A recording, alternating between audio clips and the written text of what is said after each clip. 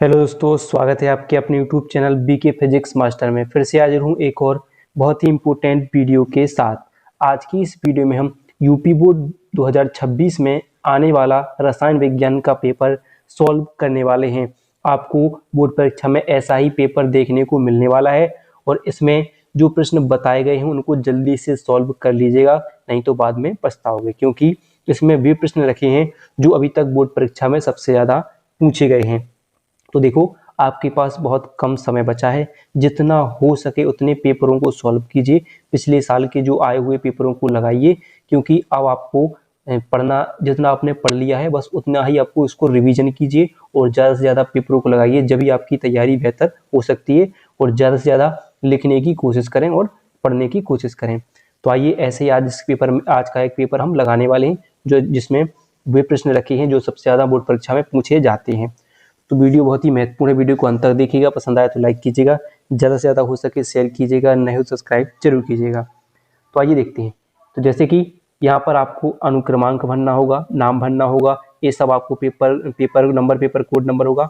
ठीक है, तो यह आपको समय 3 घंटे 15 मिनट का होगा। पूर्णांक 70 अंक का होगा। प्रारंभ में 15 मिनट परीक्षार्थी को प्रश्न पत्र पढ़ने के लिए निर्धारित होंगे। और इसमें क्या है, सभी प्रश्न अनिवार्य है, प्रत्येक प्रश्न के लिए निर्धारित अंक उनके समक्ष दिए गए हैं। ये सब कुछ निर्देश दिए होंगे। तो आइए हम आज का पहला प्रश्न देखते हैं। इसमें वो तो आपको पढ़ लेना है सही से।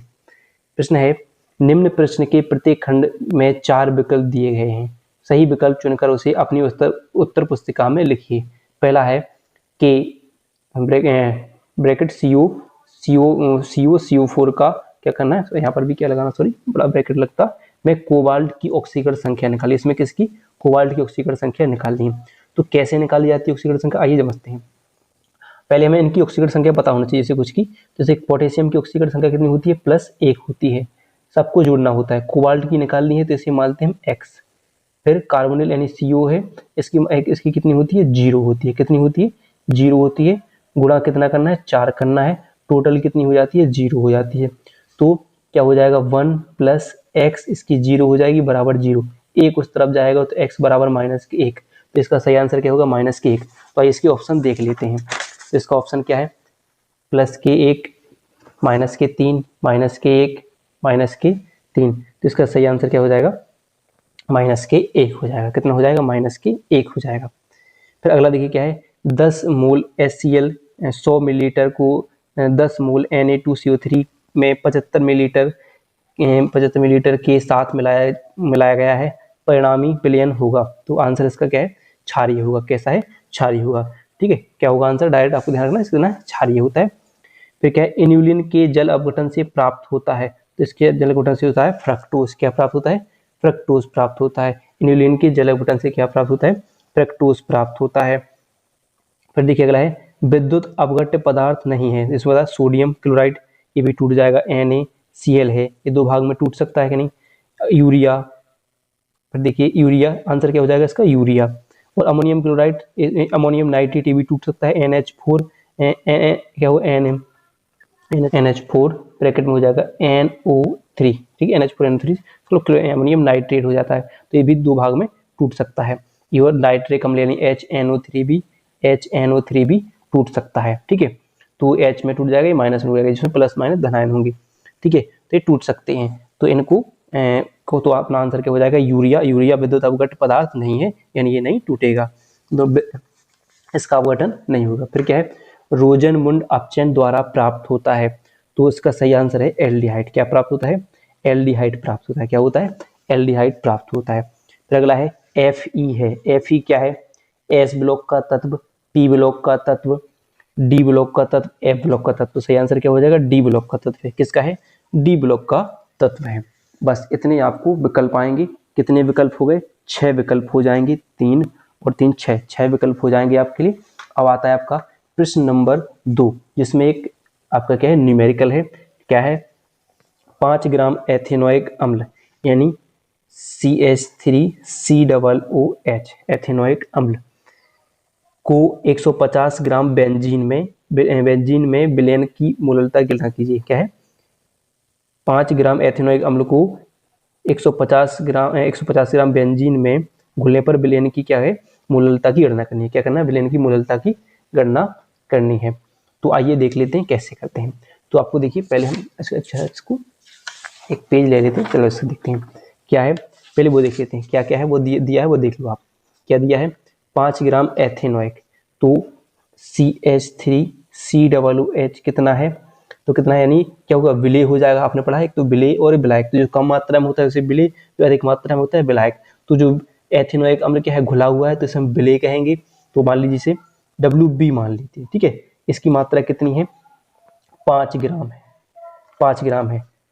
फिर क्या है? 150 ग्राम बेंजीन में इसको घुला गया, यानी जो विलायक हो जाएगा, यानी WA मान लेते हैं इसे, ठीक है। ऐसे मान लेते हैं, ठीक है। WA मान लेते हैं कितने में? 150 ग्राम, यानी 150 ग्राम में बेंजीन में घोला गया है। अब इसकी क्या निकालनी है? हमें मोललता ज्ञात करनी है। मोललता ज्ञात करनी है, तो इसके लिए सूत्र क्या होता है? M बराबर, कैपिटल M बराबर क्या होता है? WB गुणे 1000 बटे MB गुणे WA किसमें? ग्राम में, ठीक है। तो MB यहाँ पर नहीं दिया है, तो हम उसको निकाल सकते हैं। जो विलय की मात्रा होती है वो विलय का भार, और ये क्या होगा? विलय का भार, इसका ही हमें अणुभार पता होना चाहिए। तो क्या होता है? विलय का अणुभार निकाल सकते हैं। तो कैसे? देखिए, पहले हम कहते हैं CH3 COOH से निकालते हैं। कार्बन का परमाणु भार कितना होता है? होता है इसका, जो कार्बन होता है 12, ठीक है। हाइड्रोजन 1 गुणे 3 12। ऑक्सीजन का कितना होता है? 16 16 प्लस 16 प्लस 1, हाइड्रोजन कितना होता है? 1। तो ये हो जाएगा 12, ठीक है। 12 प्लस ये कितना हो जाएगा? 3 प्लस 12, और ये 16 16 32 और एक 33, कितना हो जाएगा? 16 16 32 एक 33, ठीक है। ऐसे लाइट याद रख सकते हैं। कितने हो जाएगा? 33 हो जाएगा, ये हो जाएगा 33। तो इसमें 12 जोड़ दीजिए, और इसमें 3 जोड़ दीजिए, और 12 जोड़ दीजिए, ठीक है। तो 3 2 5 और 6 5 8 और 9 10 10 का सुन हो जाएगा, 1 आ जाएगा। 2 और 1 3 1 4 1 5 यही 60 आ जाएगा। कितना हो जाएगा? 60। तो हम लिख सकते हैं यहाँ पर 5 गुणे 1000 बटे 60, ये कितना हो जाएगा? 150 हो जाएगा। कितना हो जाएगा? 150। इसको हम काट सकते हैं, 0 से 0 काटेंगे, 5 से इसको काटेंगे, 5 दिया 15 बार कट जाएगा। अब हमें 6 दूनी बार 6 × 18, 18 से क्या करेंगे हम? 1000 में कितना देंगे? भाग। तो इसका कुछ 0.555 मिलीलीटर कुछ निकल कर आ जाएगा, इसका आंसर हो जाएगा। तो ये हमने बस आपको ऐसे बेसिक समझाया है, इसको आप कर लेना है, ठीक है। निकाल लेना डायरेक्ट, जो लिखा होगा आपको ध्यान रखेगा कि एसिटिक अम्ल का परमाणु भार कितना होता है? तो कितना होगा? 60 होता है। कितना होता है? 60। ऐसे अब प्रश्न अगला है। प्रश्न क्या है अगला? देखिए,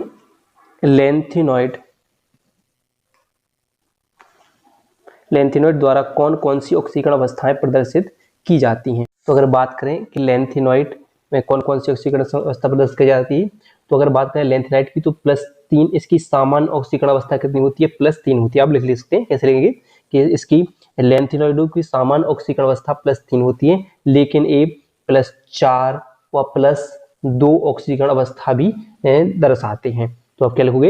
लेंथेनाइडों की सामान्य ऑक्सीकरण अवस्था +3 होती है, लेकिन ये +4 और +2 ऑक्सीकरण अवस्था भी दर्शाते हैं, लिख सकते हो इसमें। फिर प्रश्न क्या है? एनिलीन की विभिन्न अनुनादी संरचनाएं लिखिए। तो आइए हम देखते हैं एनिलीन की विभिन्न अनुनादी संरचनाएं क्या क्या है। तो देखिए, ये आंसर हो जाएगा आपका एनिलीन की विभिन्न अनुनादी संरचनाएं। तो क्या क्या है? तो देखिए, यहाँ पर एक एनिलीन है। एनिलीन के पास 2 आयुग्मित इलेक्ट्रॉन है। ये क्या होगा? एक इलेक्ट्रॉन, ये यहाँ से इलेक्ट्रॉन निकल कर कहाँ पर जाएंगे? यहाँ पर आएंगे। तो यह होगा कि यहाँ का जो, यहाँ पर क्या हो जाएगा? यहाँ पर जब भी ये 2 इलेक्ट्रॉन यहाँ पर निकल कर आते हैं तो क्या बनाते हैं? एक डबल बंद बनाते हैं। तो यहाँ पर क्या बन जाएगा? डबल बंद बन जाएगा, और यहाँ पर जो बंद है वो टूट जाएगा, निकल जाएगा यहाँ से, और यहाँ पर क्या आ जाएगा? माइनस आयन आ जाएगा। अब ऐसा ही चलता रहेगा। फिर यहाँ से ये निकलेगा, यहाँ पर डबल बंद आ जाएगा, और बाकी का यहाँ पर फिर क्या हो जाएगा? माइनस आयन आ जाएगा। फिर यहाँ पर क्या आ जाएगा? माइनस आयन आ जाएगा यहाँ पर, है। तो ऐसे यहाँ पर ये घूमेगा, यहाँ पर ये इलेक्ट्रॉन अयुग्मित इलेक्ट्रॉन चलते जाएगा, यहाँ पर जोड़ा बनता जाएगा, यहाँ पर बंद टूटते जाएंगे। तो यहाँ पर क्या होगा? बंद टूट जाएंगे, और यहाँ पर फिर दोबारा ये इलेक्ट्रॉन इसके स्थानांतर होकर यहाँ पर बन जाएंगे। और जैसे जो इलेक्ट्रॉन यहाँ पर जो दान करते हैं, ये दान इसने क्या किया? इसने दान किया यहाँ से, देखो यहाँ से क्या किया? इसने इलेक्ट्रॉन दान किया, तो इस पर प्लस आवेश आ गया। ऐसे ही यहाँ पर चलता जाएगा, इस प्लस आवेश यहाँ पर जितनी बार ये देखो यहाँ पर गया, यहाँ से एक बंद, जो यहाँ पर जो बंद थी ये टूट जाएंगे, यहाँ पर ये डबल बंद हो जाएगा और यहाँ पर इलेक्ट्रॉन स्थानांतरित हो जाएंगे। ठीक है, तो जहाँ पर ये इलेक्ट्रॉन ग्रहण करेगा वहाँ पर माइनस आन आएंगे, ऐसे ही चलता जाएगा और यहाँ पर एक इलेक्ट्रॉन एक बंद जो अनुनादी संरचना ऐसी बनती चली जाएगी। तो आपको वही लिखना है, यहाँ पर क्या है, दो इलेक्ट्रॉन यहाँ से निकले, यहाँ पर क्या बना, डबल बंद बना और यहाँ से ये बंद टूटा, यहाँ पर ये क्या हुए, जब यहाँ पर इलेक्ट्रॉन ग्रहण करेगा तो 4 बंद तो रहेंगे नहीं, ये टूट जाएगा और अगले पर जो बंद इलेक्ट्रॉन स्थानांतरित हो जाएंगे तो यहाँ पर क्या बनाएगा, डबल बंद बनाएगा। ठीक है, बना के डबल बंद क्या बन गया, यहाँ पर डबल बंद बन गया और यहाँ पर क्या हो गया, अब जो ऋणात्मक आवेश हो जाएगा यहाँ पर ऋणायन आ जाएगा, फिर ऐसे अगला चले जाएगा, यहाँ पर बंद बन जाएगा, ठीक है नहीं, यहाँ पर बंद रह जाएगा, फिर यहाँ पर टूट जाएगा, यहाँ पर भी माइनस आ गया। ठीक है, ऐसे चला जाएगा, तो ऐसे बनते एक संरचना प्राप्त होती है हमें। ये क्या होती है, जो अनुनादी संरचना होती है एनिलीन। फिर क्या है, क्वथनांक उन्नयन एवं मूललता में संबंध बताइए। तो क्या है, आइए देखते हैं क्या है, क्वथनांक में उन्नयन तथा मूललता में संबंध। क्वथनांक का उन्नयन मूललता के क्या होता है, समानुपाती होता है। अगर हम इनका चिन्ह समानुपाती का चिन्ह हटाए तो क्या होगा, केबी। केबी क्या होता है, मूलल उन्नयन स्थिरांक होता है, यानी कह सकते हैं कि तनु विलयन के क्वथनांक का उन्नयन डेल्टा टीबी विलयन में उपस्थित विलय की मूलल सांद्रता के क्या होता है, समानुपाती होता है, एवं में क्या हो जाता है, संबंध हो जाता है। अगर हम इसके लिए सूत्र भी लिखना चाहें तो डेल्टा टी बी बराबर क्या होता है, के बी, और मूललता का सूत्र क्या पढ़ा हमने, डब्ल्यू बी गुणे 1000 बटे एम बी गुणे डब्ल्यू ए। ठीक है, विलय का भार हो जाता है और विलय का अणुभार, ये दोनों लिखेंगे, और बट्टे क्या हो जाएगा, उसकी विलायक का भार डब्ल्यू, बस ये लिख सकते हैं इसके लिए। फिर क्या है, गैल्वेनिक सेल तथा विद्युत अपघटनी सेल में अंतर लिखिए। तो आइए देखते हैं गैल्वेनिक सेल विद्युत अपघटनी सेल में अंतर क्या होता है। तो विद्युत अपघटनी सेल क्या होता है, इस सेल में विद्युत ऊर्जा को रासायनिक ऊर्जा में परिवर्तित किया जाता है। इस सेल में रासायनिक ऊर्जा को विद्युत ऊर्जा में परिवर्तित किया जाता है। इस सेल में बाह्य स्रोत द्वारा विद्युत ऊर्जा दी जाती है, इस सेल द्वारा विद्युत ऊर्जा प्राप्त की जाती है। इसमें क्या है, विद्युत धारा प्रवाहित करने पर ऑक्सीकरण अपचयन अभिक्रिया होती है। इसमें स्वतः ऑक्सीकरण अपचयन अभिक्रिया होती है। इसमें रिडॉक्स कैथोड ऋण ध्रुव तथा एनोड धन ध्रुव पर होते हैं। इसमें कैथोड धन ध्रुव तथा एनोड ऋण ध्रुव पर होते हैं। ठीक है, इतने आपको प्रश्न करने, 2 अंक वाले प्रश्न हैं। कितने प्रश्न हो चुके, 1 2 3 4 5 प्रश्न हो चुके। ठीक है, तीसरे अंक में भी अब क्या है प्रश्न कि हमारे शरीर में हार्मोन की भूमिका का उल्लेख कीजिए। तो आइए देखते हैं हार्मोन क्या होते हैं। तो देखिए यहाँ पर आप थोड़ा सा लिखा हुआ है मैंने, क्या है कि ये शरीर में अंतःस्रावी ग्रंथियों की विशिष्ट कोशिकाओं द्वारा उत्पन्न रासायनिक पदार्थ हैं। इनके कई महत्वपूर्ण शारीरिक क्रियात्मक कार्य हैं।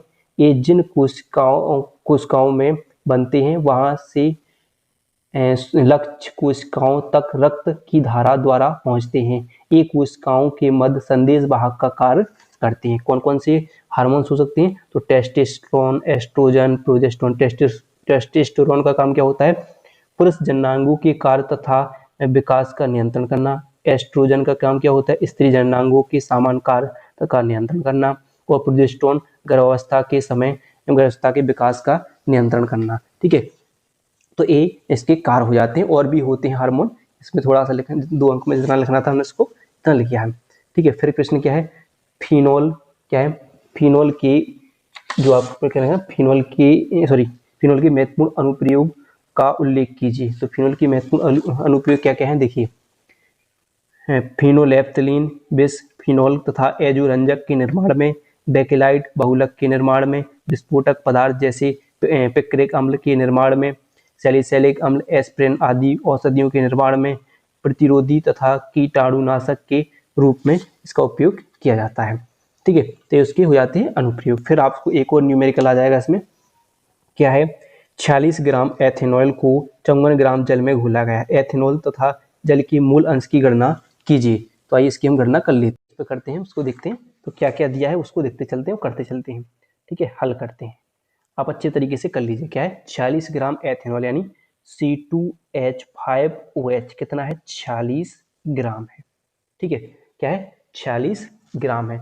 तो देखिए क्या होता है, जब हमें इसकी संख्या चली, हमने मूल प्रभाज का सूत्र क्या पढ़ा, मूल प्रभाज का सूत्र x बराबर क्या है, जो जिस पदार्थ की चाहे वो विलेय हो विलायक हो, तो विलेय के मूलों की संख्या तथा विलयनुपस्थित विलेय के मूलों की संख्या तथा कुल विलयनुपस्थित कुल मूलों की संख्या के अनुपात को क्या कहा जाता है, मूल प्रभाज कहा जाता है। किसी विलयन में उपस्थित विलेय या विलायक की संख्या तथा उस विलयन में उपस्थित कुल मूलों की संख्या के अनुपात को मूल प्रभाज कहा जाता है। तो यहाँ पर हम मान लीजिए Na क्या है अपना, मान लीजिए एथेनॉल है, क्या अपना मान लीजिए कितनी एथेनॉल है, तो कितने इसके लिए हमें क्या चाहिए N है, तो Na कितना है इसका, Na बराबर क्या होता है W/M होता है, यानी विलेय का भार बटे विलेय का अणुभार। तो यहाँ पर हमारा भार कितना है, जो विलेय का भार कितना है यानी एथेनॉल का भार कितना है 46 है। हमें इसका M चाहिए, तो M कैसे निकालेंगे, हमने अभी हाल बताया था, इनको क्या करना है, जोड़ना है। जैसे हमने कार्बन का देखा था, कितना कार्बन का होता है कितना 12, इसमें कितने से 2 से गुणा करेंगे, घात लगी तो 2 से गुणा। हाइड्रोजन कितना होता है 1, कितने से गुणा 5 से गुणा। ऑक्सीजन कितना होता है 16, ठीक है, प्लस हाइड्रोजन कितना होता है 1, इन सबको जोड़ना है। 12 दूनी हो जाएंगे 24, 5 एकम 5 और 16 और 1, 16 और 1 17 और 17 हो जाएंगे, 17 और 5 हो जाएंगे आपके 22 हो जाएंगे, 22 हो जाएंगे और 24 कितने हो जाएंगे 46 हो जाएंगे, ठीक है 46 हो जाएंगे। तो यहाँ पर हो जाएगा 46, तो 46 से 46 जाएंगे यानी 1, यानी Na का मान कितना निकला आपका 1 निकला, यानी विलेय का भार कितना निकला 1 निकला, ठीक है, कितना निकला है 1 का।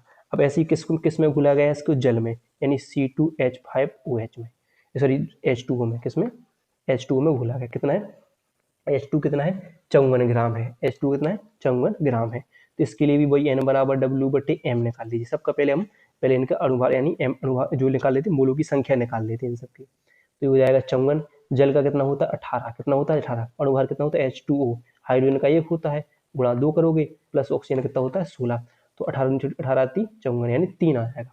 इसके मूलों की संख्या कितनी आ जाएगी 3 आ जाएगी। अब हम सूत्र लगा सकते हैं, अगर हम किसका निकालें C2H5OH का मूल प्रभाज निकालें, मूल प्रभाज निकालें तो क्या हो जाएगा, तो इसकी मूलों की संख्या यानी Na मान लेते हैं, इसके लिए Na प्लस Nb मान लेते हैं, ऐसे कर लेते हैं। तो Na माना था इसके लिए, तो इसकी 1 क्या हो जाएगा 1 + 3, तो यानी 1/4 हो जाएगा, यानी 1/4। अब जल का मूल प्रभाज H2O का मूल प्रभाज निकालेंगे, इसे हम क्या माना हमने Nb, तो Nb बटे एक बार फिर Nb प्लस क्या हो जाएगा Na, वही सूत्र लिखा कि नहीं हमने, यहाँ पर लिखा, ऐसे लिखना है। तो अभी इसको Na, तो बस इसकी विलायक के मूलों की संख्या बटे कुल मूलों की संख्या, तो N कितना है 3 है, Nb कितना है 3, 1 + 3 हो जाएगा, यानी 3/4 निकल कर आ जाएगा। ये हो जाएंगे इसके आंसर, बिल्कुल सरल है कि नहीं। अब देखिए, अब प्रश्न क्या है आपका, प्रश्न है आपका जो निम्नलिखित अभिक्रियाओं के रासायनिक समीकरण दीजिए। क्या है, निम्नलिखित अभिक्रियाओं के रासायनिक समीकरण दीजिए, कौन कौन सी है, फ्रेकलैंड अभिक्रिया, स्टीफन अभिक्रिया और क्या है आपकी राइमर टीमैन अभिक्रिया है, इसको देखना, ठीक है, फ्रेकलैंड हो जाएगी। तो आइए देखते हैं क्या है फ्रेकलैंड अभिक्रिया, क्या होती है कि अगर हम किसी भी जो एल्किल हैलाइड की क्रिया, इस हैलाइड की जिंक धातु से किसी धातु से करा देते हैं, तो क्या प्राप्त होता है एल्केन प्राप्त होता है, एल्केन प्राप्त होता है, तो अभिक्रिया क्या कहलाती है फ्रेकलैंड अभिक्रिया। तो यहाँ पर हमने क्या किया, एथिल ब्रोमाइड की क्रिया जिंक से कराई, हमने 2 अणु ले ली उसकी, जिंक से कराई, तो क्या प्राप्त हुआ हमें एथेन प्राप्त हुआ, क्या प्राप्त हुआ एथेन प्राप्त, साथ में जिंक ब्रोमाइड प्राप्त हुआ हमने। फिर क्या है स्टीफन अभिक्रिया, स्टीफन अभिक्रिया क्या होती है, तो किसी एल्किल साइनाइड का क्या करने पर अपचयन करने पर, क्या करने पर अपचयन करने पर, किसकी उपस्थिति में, जो SnCl2 तथा HCl की उपस्थिति में करने पर क्या प्राप्त होता है एमीन प्राप्त होता है, इसे स्टीफन अभिक्रिया कहते हैं। फिर क्या है राइमर टीमैन अभिक्रिया, तो क्या होता है जब किसी फिनोल की क्लोरोफॉर्म तथा सोडियम से क्रिया कराते हैं तो सैलिसैल्डिहाइड बनता है, यानी सैलिसैलिक अम्ल बनता है या सैलिसैल्डिहाइड प्राप्त होता है, साथ में NaCl और जल बनता है, इसे हम राइमर टीमैन अभिक्रिया कहते हैं, ठीक है, हो जाएगा कि नहीं। अब प्रश्न देखिए अगला है, अगला प्रश्न क्या है, मानक इलेक्ट्रोड विभव से क्या तात्पर्य, मानक इलेक्ट्रोड विभव क्या है, तो मानक इलेक्ट्रोड विभव की परिभाषा लिखिए तथा निम्नलिखित सेल के मानक इलेक्ट्रोड विभव यानी विद्युत भाग वाले EMF की गणना कीजिए। यहाँ पर लिखा हुआ है Zn+2 और Cu+2 आयन Cu, जबकि Zn और Zn+2 का मान कितना है -0.76 वोल्ट है, और Cu+2 और Cu का मान कितना है +0.4। देखिए इसकी परिभाषा क्या है, पहले बोल लेते हैं। तो क्या होता है मानक इलेक्ट्रोड विभव, यदि अर्ध सेल अभिक्रिया में प्रयुक्त सभी आयनों की सांद्रता इकाई तापमान 25 डिग्री सेल्सियस तथा दाब 1 वायुमंडल हो तो इलेक्ट्रोड विभव मानक इलेक्ट्रोड विभव कहलाता है। तो अब इसके लिए जो सवाल दिया हुआ इसको सिद्ध करेंगे, तो क्या दिया है हमें वो देख लेते हैं। इसमें बात कर रहे हैं, देखिए कैसे दे रहे हैं कि जो Zn क्या है Zn और ZnCl कितना है, ठीक है, कितना है Zn और ZnCl के मान कितना दे रहे हैं, कितना दे रहे हैं, 0.-0.76। तो देखिए पहले एक सूत्र लगाते हैं, देख लेते हैं कि जो आपको दिख रहे हैं क्या कि Zn या Zn प्लस 2 का मान कितना दे रहे हैं, -0.76 वोल्ट, और Cu प्लस 2 और Cu का मान कितना दे रहे हैं, कितना दे रहे हैं, 0.34, कितना 0.34 वोल्ट, 0.34 वोल्ट दे रहे हैं। हमें क्या निकालना है, विद्युत वाहक बल। तो आइए इसको देख लेते हैं। तो देखिए क्या होता है, एक विद्युत वाहक बल के लिए सूत्र आपने पढ़ा होगा कि ई सेल बराबर क्या होता है, ई सेल बराबर ई नॉट सेल हो जाता है, बराबर E nought cell sorry minus 0.059/2 log Zn plus 2 और Cu प्लस 2, यानी जो आपको निरस्त समीकरण के आधार पर अपने देखा है तो ये पढ़ सकते हैं। तो इसमें हमें पहले क्या चाहिए, ई नॉट सेल चाहिए, तो हमें दिया नहीं है, तो इसको पढ़ा हमने कि ई नॉट सेल बराबर क्या होता है, ई कैथोड माइनस ई एनोड, क्या होता है, ई कैथोड माइनस ई एनोड, ई कैथोड माइनस ई एनोड, क्या होता है, ई कैथोड माइनस ई कैनोड।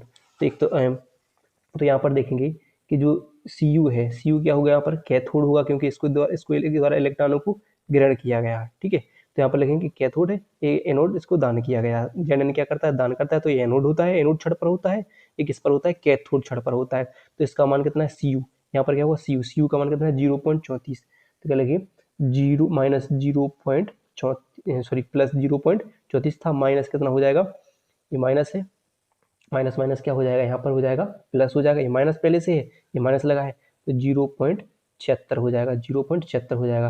तो जब जुड़ेंगे तो कितना होगा, जो देखिए आप 1 हो जाएगा, नहीं 1.1 हो जाएगा कुछ, जैसे देखिए कि 0.76 है, इतना कितना है 0 पॉइंट कितना है 34 है, तो कितना हो जाएगा 10 6 कितना हो जाएगा, 6 और 4 10, 10 कितना 1, 7 और 3 10 और 11 11 की 1 0 1 हासिल आ जाएगा 1.1 वोल्ट आ जाएगा, कितना आ जाएगा 1.1 वोल्ट आ जाएगा। फिर क्या करते हैं, इस वाले सूत्र में इसको रख देते हैं, इसमें रख देते हैं। तो ई सेल निकालना है, यानी ई विद्युत वाहक बल निकालना है हमें, ई सेल बराबर क्या निकालना है, इसका मान कितना निकला हमारा 1.1 माइनस 0.059 बटे कितना 2, कितना है बटे में 2, और यहाँ पर हो जाएगा लॉग। अब सॉरी यहाँ पर मैंने लिख नहीं पाया, इनकी सांता कितनी है, 1 है, सबकी कितनी सांता कितनी है, 1 है, इनकी भी कितनी है, 1 मान है, इसमें लिखा नहीं 1 मूल है। तो यहाँ पर कितना हो जाएगा, इसका मान कितना हो जाएगा 1, कितना हो जाएगा, दोनों का 1 का 1 में भाग देंगे 1 आ जाएगा, तो log 1, ठीक है, तो कितना हो जाएगा log 1, तो log 1 की वैल्यू कितनी होती है 0, log 1 बराबर कितना होता है 0, तो log 1 की वैल्यू कितनी होती है 0।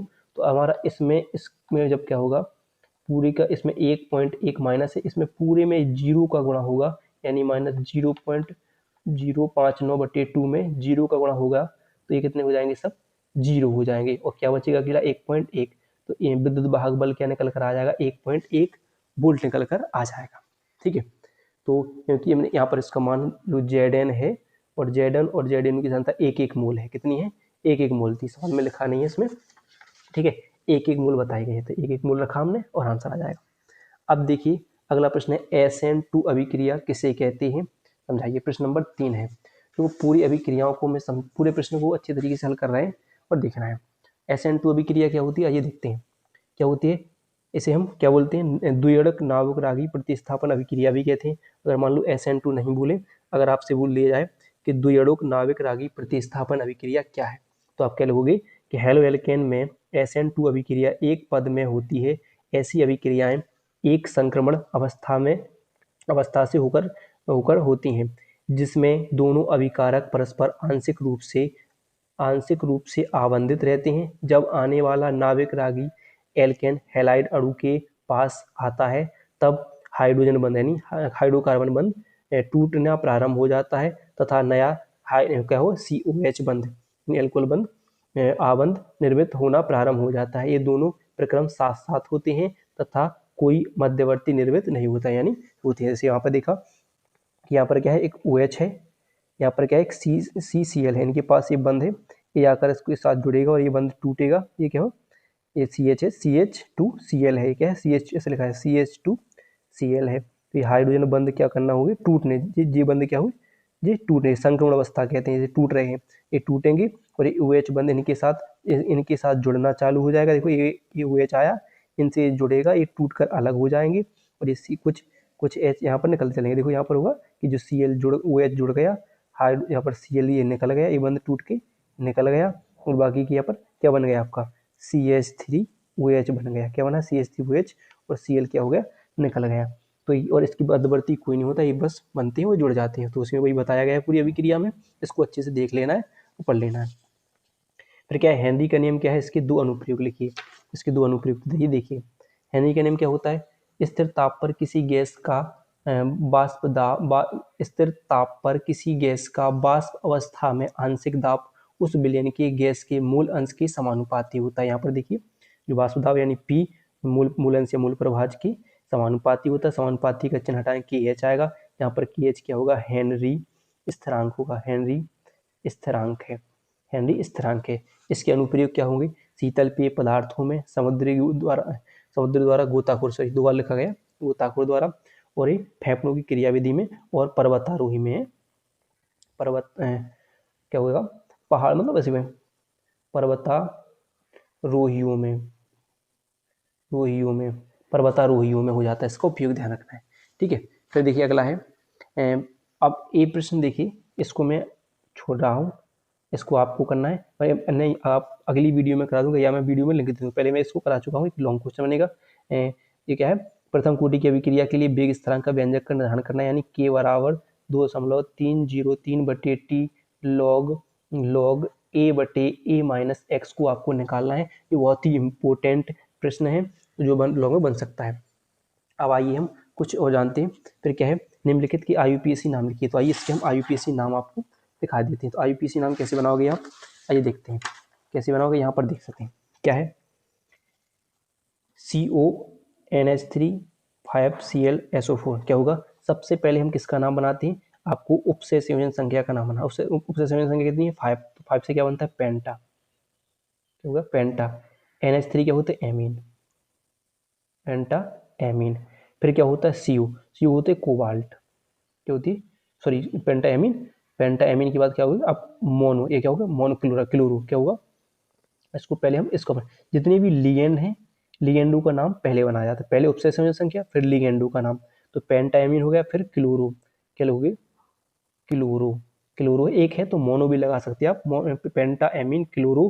फिर क्या होगा, CO, तो इसको हो गई कोबाल्ट। इसके पास ऑक्सीकरण संख्या, फिर सल्फेट, क्या हो जाएगी, सल्फेट।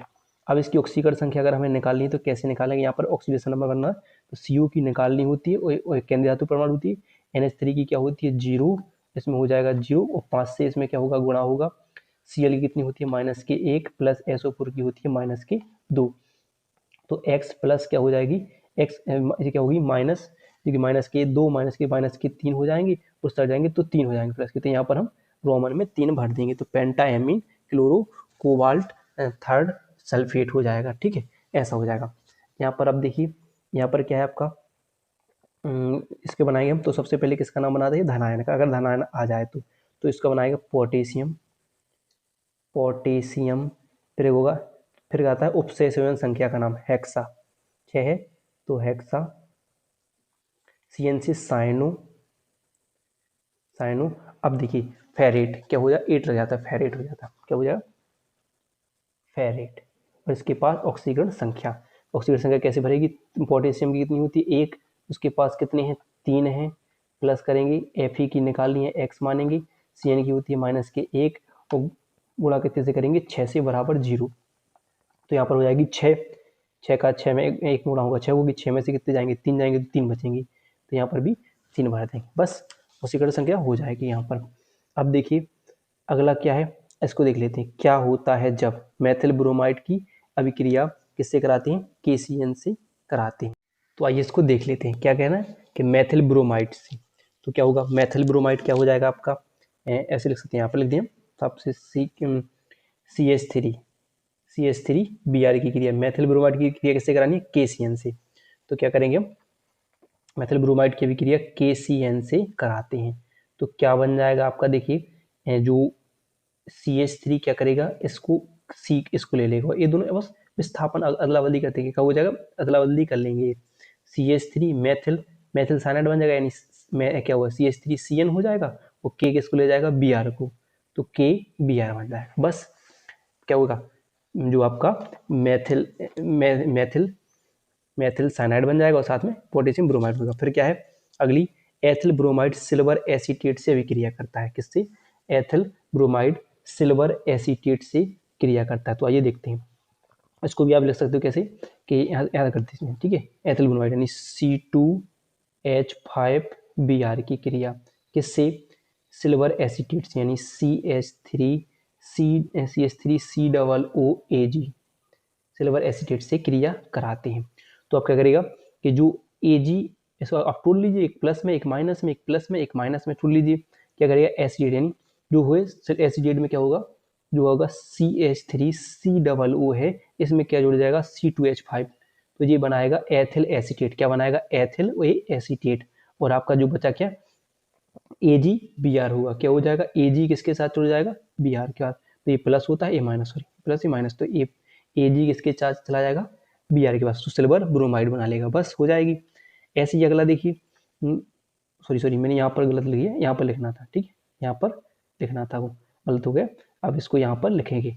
अगली क्या है आपकी, जो ब्रोमो बेंजीन की शुष्क मैग्नीशियम धातु, मैग्नीशियम की उपस्थिति में अभिक्रिया।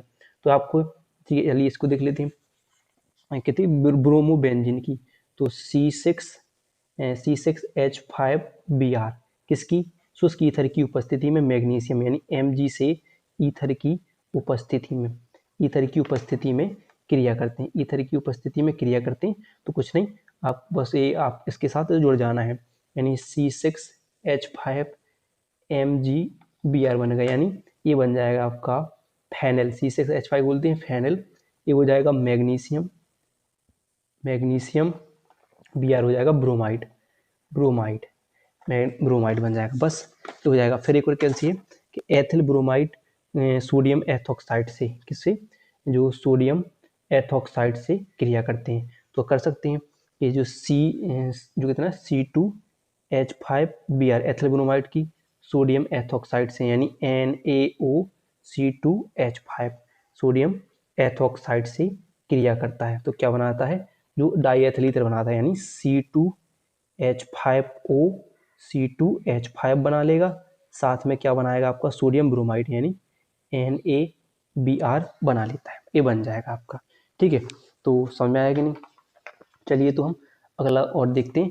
अब क्या है, ये आपको करनी है, ठीक है, ये आपको ग्लूकोज बनाने की दो विधियां, रासायनिक समीकरण लिखिए, ग्लूकोज से सैकरिक अम्ल तथा ग्लूकोनिक अम्ल का निर्माण आप कैसे करेंगे, ठीक है, ये आपको लिख लेना है। फिर अगला कौन सा है, निम्नलिखित पर संक्षिप्त टिकली हुंस डीकर अभिक्रिया। तो आइए हम अभिक्रिया को हम करा देते हैं, कौन कौन सी आपकी हुंस डीकर अभिक्रिया। तो आइए देखते हैं, पहली क्या है हुंस डीकर अभिक्रिया। तो इसकी कैसे होती है, अगर हम सिल्वर प्रोपेनोएट की ब्रोमाइड से CCl4 यानी कैल्शियम के टेट्राक्लोराइड की उपस्थिति में क्रिया कराते हैं, तो क्या बनता है, एथिल ब्रोमाइड बनता है, साथ में सिल्वर ब्रोमाइड और कार्बन डाइऑक्साइड बनती है। फिर क्या है, फ्रैकलैंड अभिक्रिया, तो हम पहले लिख चुके हैं, वही सेम है। इसमें हमने एथिल आयोडाइड की करा दी है जिंक से, उसमें हमने एथिल ब्रोमाइड की कराई थी, यहाँ पर डाई एथिल बन जाएगा, ठीक है, एथिल बन जाएगा, ठीक है, डाई एथिल बन जाएगा, बना सकते हैं आप। या फिर क्या होगा, कैनेजारो, यहाँ पर आप सीधे आप इस जगह ये लिख सकते, तो एल्केन भी लिख सकते हैं, एल्केन लिख सकते हैं। कैनेजारो भी क्रिया क्या होगी, तो यहाँ पर क्या होगी, इसकी बाद क्या है, अगली कैनेजारो है, इसके बाद क्या है आपकी अगली कैनेजारो भी क्रिया है। तो कैनेजारो भी क्रिया क्या है, देखिए कि फार्मेल्डिहाइड की, ठीक है, फार्मेल्डिहाइड की Na सोडियम हाइड्रोक्साइड से क्रिया कराते हैं, तो सोडियम फॉर्मेट बनता है, क्या बनता है, सोडियम फॉर्मेट, और एथिल क्या बनता है, CH3OH बन जाएगा, मेथिल एल्कोहल बन जाती है, ऐसे लिखना है, ठीक है, ये बन जाएगा। तो बस कैनेजारो भी क्रिया होती है। फिर देखिए यहाँ पर डाईएथिल ईथर की HI से अभिक्रिया, ये क्रिया विधि को समझाइए, ये आपको कर लेना है। बाकी आपको ये निम्नलिखित पर टिप्पणी कार्बोक्सिलिक अम्लों की एस्टीकरण की क्रिया विधि, हेल्बोहर्ड जेलेंस्की अभिक्रिया और निम्नलिखित पर संक्षिप्त विटामिन पर और हार्मोन्स पर संक्षिप्त टिप्पणी करना है। इंपॉर्टेंट प्रश्न है, इतने प्रश्न कर लेना है आपको, बस यही इंपॉर्टेंट हो, इतने आ जाते हैं। तो अगर वीडियो पसंद आई हो तो वीडियो को लाइक और चैनल को सब्सक्राइब करना ना भूलिएगा।